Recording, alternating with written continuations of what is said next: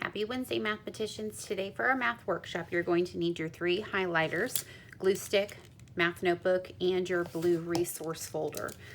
In your blue resource folder, when you open it up, make sure that you've organized the new teach pages to be placed behind the teach pages that we still have for this current unit.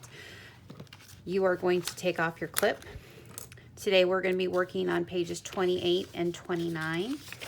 Then you may go ahead and clip everything back together to make sure they're nice and secure for the next time we need them. And then keep your blue folder inside of your anchor binder. That way you don't lose your resources that you need for next days. So keep that in your basket. In your math notebook, we're going to open up to yesterday's lesson, which was on rounding numbers. So if you would go ahead and look at the page numbers 26 and 27. So we're going to go ahead and turn and put this on page 28 and 29. Be very careful that you're not skipping pages. We will be using every single page in our notebook this year, so you don't want to run out of space before the end. So we're going to go ahead and go back to the beginning of our table of contents. We're going to insert this on page 28. Today's lesson is called Construct Arguments. And then you can put today's date, which is 9-9-20. Remember to pause the video for you to get caught up, and then you can push play.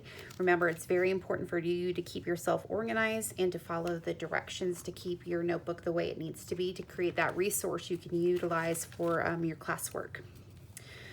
So turn back to where page 28 and 29 are.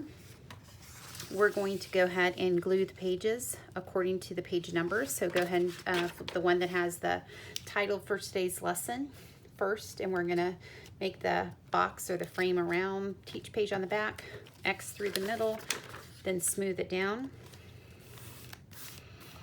And then on the right side, do the same.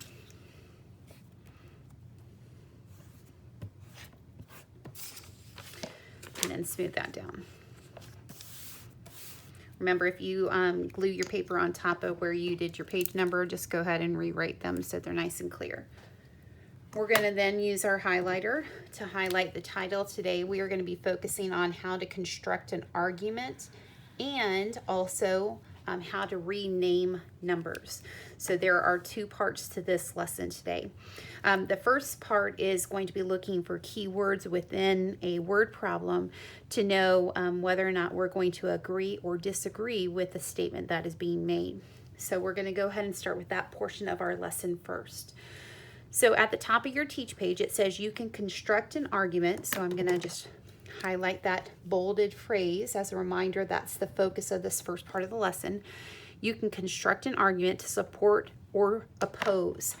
There are 2 key words here that I'm going to box separately. So support means that I'm going to agree with a statement, or I'm going to box the word oppose, and that means I'm going to find information against it. So I'm going to disagree with it. A conjecture. And when it says a conjecture, I'm going to highlight with my 3rd color because that's a vocabulary word that we need to be able to define.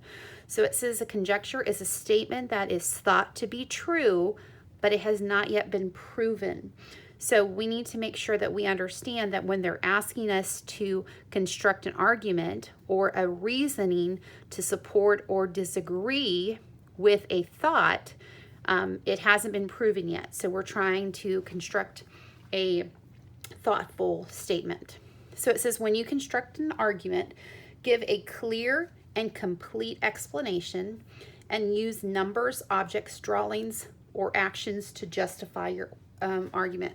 So we're going to underline the things that we can include. So numbers, objects, drawings, or actions, and those are going to be provided as our evidence or how we're going to explain how we know something to be true. The example that we're going to work with says the land area of Texas is 261,232 square miles. So the first thing I need to do is I need to remember that numbers are presented in different forms, and I need to be able to understand those forms. So I'm going to go ahead and circle the word form of this number. When I then am able to circle a word form, I can then rewrite it in a way that makes sense to me. And I always like to look at my numbers in standard form. So when it says 261,000, I can rewrite that as 261,000, remembering the comma is where I say the period's name, 200, so the 2 goes in the hundreds place, 32. And I want you to get in the habit of anytime you see a form of a number presented in a word form, expanded form, always transfer it back to a standard form so then you're able to compare it with any other numbers given in a word problem. The next part says the number is written as 261,332. So we're going to look at that number and rewrite it to the side. So 261,332. Construct a math argument that explains if the number is written correctly. So then I'm going to underline the directions. So they're asking me to create an argument or an explanation whether or not these two numbers match. So we know that we have given the word form, we rewrote it as a standard form, and we have the actual standard form of a second value they presented. So we need to first be able to determine whether or not these are the same value. So we can use a previous lesson of comparing numbers by having them already stacked and comparing those values according to their place value. So when I look at the two values, I can look at the greatest place first and put my arrow to start my comparison. Because I know when I make my comparisons, if it has the same digit in the place value, I can cross them out to say that there's no comparison because it's the same value. Then I move to the next place value. They're the same. In the thousands place, the same digit. Now I'm in the hundreds position. When I'm in the hundreds position, I notice that they have two different values or digits that are shown. So because there's two different values, I know that the question was to tell me to create an argument that these are the same, and they are not because there is a different digit. So when I'm constructing my argument or my explanation, I've already provided this with a number, with my drawing and explanation, with my comparisons, but I need to write it as well. So I'm going to write the argument. The number is written incorrectly, period. The digit in the hundreds place isn't the same.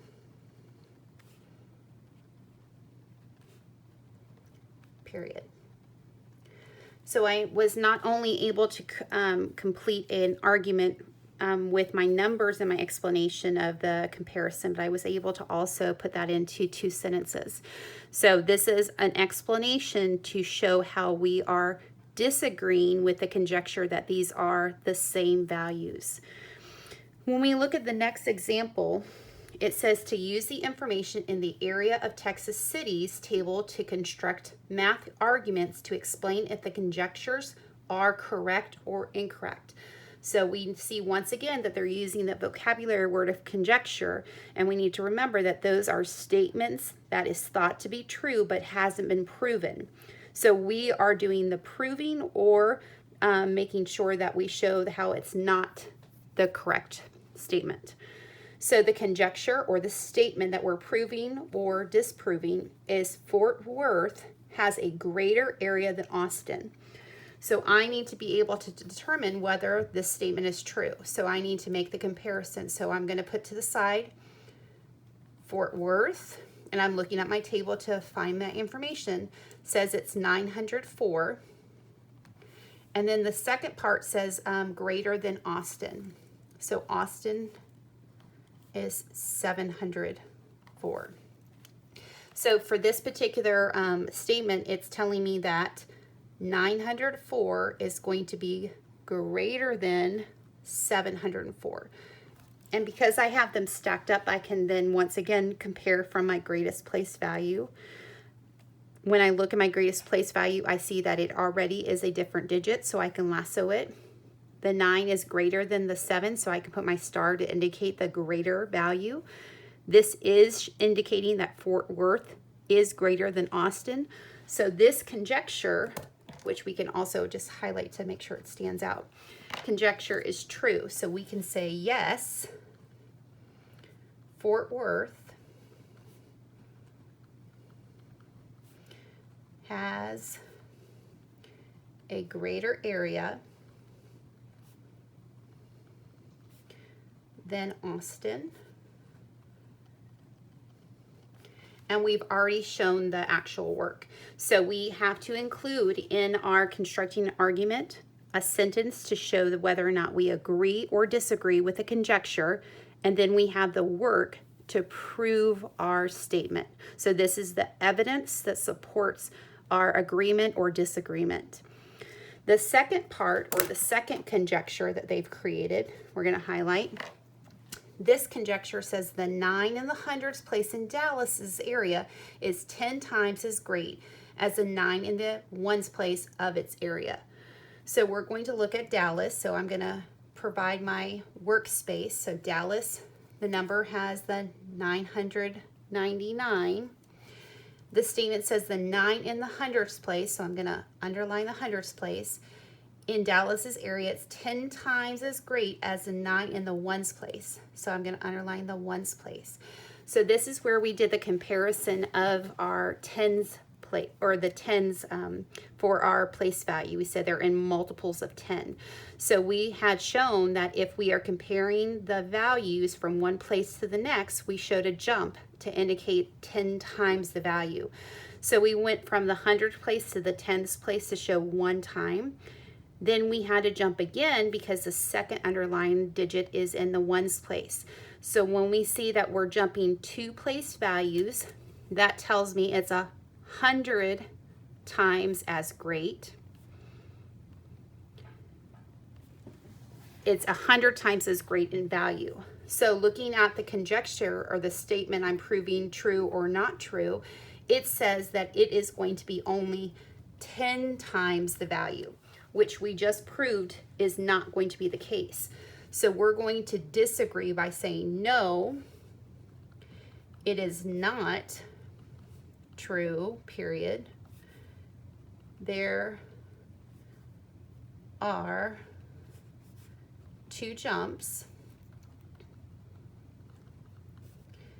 in place value. And when we say jumps, that means 2 places that we're moving, which equals 100 times as great. So once again, we're looking at the conjecture or the statement.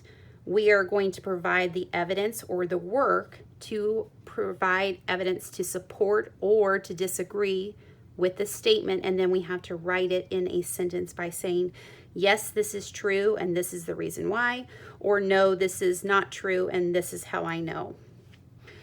Moving down to the second part of our lesson, we're going to be renaming numbers by looking at a zeros trick. So when we look at numbers and we multiply by units of 10, we are going to use a zeros trick to count how many zeros are in one of the factors, and we're going to add it to the product. So when we look at the first example and we have 25 times 10, the first thing I want to do is to cross out the 0 and place it directly in the answer. The remaining portion of my problem that I'm left with is the factors 25 times 1. 25 times 1 means that it's the identity property, which means I do not change that first factor. So my answer gets placed in front of the 0 I already moved, and the answer is in 250. In the second example, the first thing I do is I move my zeros. So I count how many factors or how many zeros are in my factors together. So I had 1, 2, 3, 4, 5. And then right away, I place those same 5 zeros in my product. The remaining part of my factors that are left are the numbers 34 times 1. Once again, we then place that factor that did not change in front of the zeros I've already moved. Now I have to apply my trick of how to know where to place my comma. So I go from the right to the left, counting over 3 digits. So 1, 2, 3, put my comma, count over 3 more, 1, 2, 3, put my comma. So the answer for 3,400 times 1,000 is 3,400,000. The third example, once again, we do our zeros trick. So we cross out all the zeros that are in the factors. We have 1, 2, 3 zeros, place them directly in the product. The remaining numbers are going to be my factors, which we call our basic fact. So we have 1 times 1, which gives me the product of 1. And I do my trick with my commas. So I count from the right over 3 digits. 1, 2, 3, place my comma to show that the answer is 1,000. Then when I look at my last number, we have 12 times 10,000. So I count how many zeros? 1, 2, 3, 4.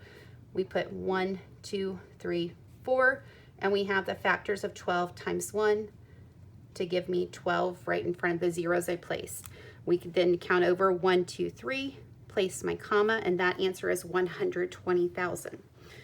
When we're asked to rename a value, we know that the original number is going to be the actual product when we multiply the factors of the previous part of the problem. But when we're looking at the problem and we need to rename by saying how many of each of the base 10 numbers, we're going to use the original factor to say this is still equivalent to the first factor, 25, and then the base 10 number is going to be written in a word, so 25 tens. The second value we're going to look at to keep the factor the same, so we're going to say this is still equivalent to 3,400 because that's the first factor.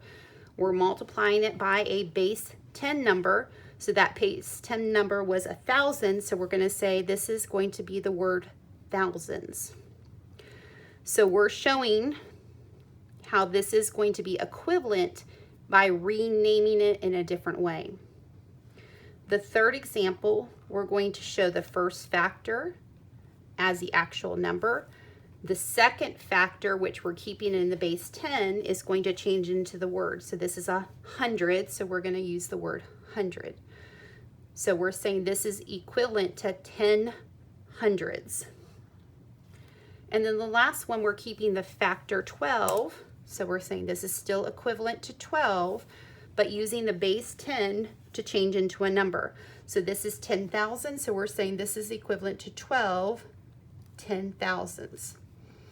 And this is called renaming numbers, being able to convert an original multiplication problem to then show how many of these different manipulatives we would be using. So if we had the total of 250, we could have represented that by having 25 tens or 25 rods. The number 3,400,000 we could have represented by using 3,400 thousands cubes. The number 1,000 could have been represented by using 10 hundreds flats. And then the last one, 120,000, could have been represented with 12 10,000s. So it's a different way to look at the same value. On the right-hand side, you are going to start by looking at the first example. So the example says the water area of Texas is 7,365 square miles. Just like we did in the first problem, over on the teach page, we're going to circle the value, even though this is word form, and we're going to rewrite it as a standard number.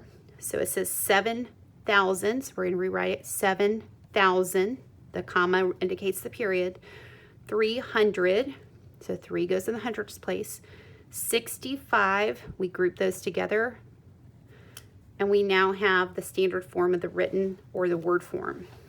The next part says the number is written 7,000, and we can write this over to the side, 365, and we're going to circle that.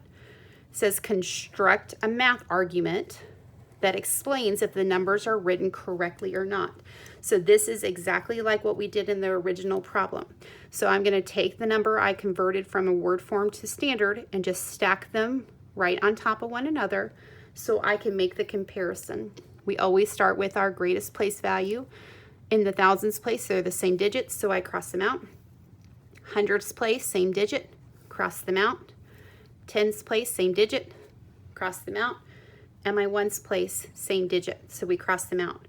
So these two numbers were the same exact value, so when it says construct an argument that explains if the number is written correctly, well, they are written correctly. We've just proven that. So our statement that we would write on the line is, I agree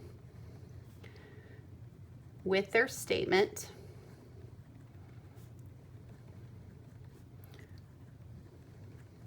period. I compared each place value. So this is the explanation of what you did to prove it true. And they had the same digits in each place. So this is the explanation of proving that their conjecture was true. For number 2, for the practice, you're doing the same type of work for the renaming of the number. So we're going to remember what this is called. So renaming numbers. So this is the second part of our lesson that we did with the chart. So for the chart, we're going to start by saying if there's a 12 and they give me the word tens place, we're going to now create the standard form. So we're going to say in standard form. So this is just slightly different than the teach page. So we're going to say this is equivalent. So 12 in the tens place. Well, we have to remember that we need to then draw the blanks to indicate the place values. So if it says tens, that tells me that the digit that is the smallest in the original has to be placed in the tens place. So I'm taking that entire number and moving it over to start in the tens place, and I place the digit that goes in front. If there are any remaining blanks of empty place values to the right, we always fill those in with a 0. So we are just proving that 12 tens or 12 rods in our manipulatives is equivalent to the value 120. The next one, we have 400 thousands. So we know that we have to draw our blanks to say this is the ones place, the tens place, the hundreds place, comma, the thousands place. But because I already see that there are 3 digits that need to begin in the thousands and move greater, I'm going to give myself enough room to put that entire number, 400, starting at the thousands place. So that's where my 400 ends. It always ends in the place that they're indicating. So the thousands place. Everything to the right also starts with zeros. So 400 thousands is equivalent, so we put the equal sign, to the number 400,000. Looking at the next problem, we're working in reverse. So we're going to still show the equivalent sign, but now we're going to take it apart. So if it says 56,000, our number that we're underlining is the hundreds place. So if I look at the hundreds place, I'm going to underline it, and then I'm going to lasso that value and anything to the left of it. So if I underline the place that they're indicating and lasso everything else to the left, this is going to then change into my answer. So this number is 560, and that's the number that was missing. So we're just breaking it apart or deconstructing the renamed value. The next example, we're going to do the same as before. So we're looking at the value was 600,000 as a total. Now we're going to take it apart because they're wanting us to know, well, how many of those are 10,000s? So we underline the 10,000 spot. So that's that middle 0 in the period of the thousands. I'm going to lasso that and then the number to the left of it. So the only two numbers that I should have lassoed are the 6 and the 0 to indicate that the missing value is 60 10,000ths. Then the last one, we're missing the place value. So if we know originally that it's 730, well, we know that there are 3 digits here. So then to the total, we underline starting at 700 and underline 3 digits. So the place that the 3 digits end, I'm pointing to understand what the place value is. So the place value I pointed to is the tens place. So that tells me the missing name for that particular section. This last part is then answering how we can make these conversions. So I'm going to highlight some of the places. So it says how many ones are in 33 thousandths. So 33 thousandths, I can use this as my workspace. So if I say that there is 33,000, I know that my number, when I look at this and I say it aloud, I know that this is going to be the correct value. So the ones place tells me that it stopped at the ones place. I want you to finish up these questions. These are a little tough, so try to be problem solvers to figure out what is the missing values. So how many tens are in 33,000? Plug in this by putting the 33,000 in the tens place to tell me, and then continue on. Once you're done with this section, you're going to write your reflection today, but your reflection is going to be all of your own creation. So I have been providing at least the first sentence.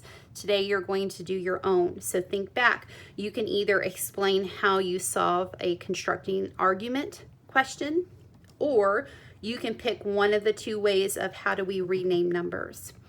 For your classwork today, you have a workbook that you were provided in your basket that you picked up on the Stop, Drop, and Roll night. It is called Envisions. It's a thin blue workbook that has black and white and gray pages. You are going to be working on pages 9 and 10 for this lesson on constructing arguments. It's called an additional practice or extra practice workbook. The lesson that we are working on is topic 1-5, and you're working on even numbers on the front and the back. So once again, your classwork page is not in your blue folder. We are going to be tearing it out of the Envisions extra practice, additional practice workbook on pages 9 and 10. The topic is 1.5, and you're going to be completing the even numbers. Today's work is quite tough because you're being asked to support or prove something wrong in an argument with written statements, and you're being asked to rename numbers. So remember, have that grit and don't give up, and then reach out if you have questions.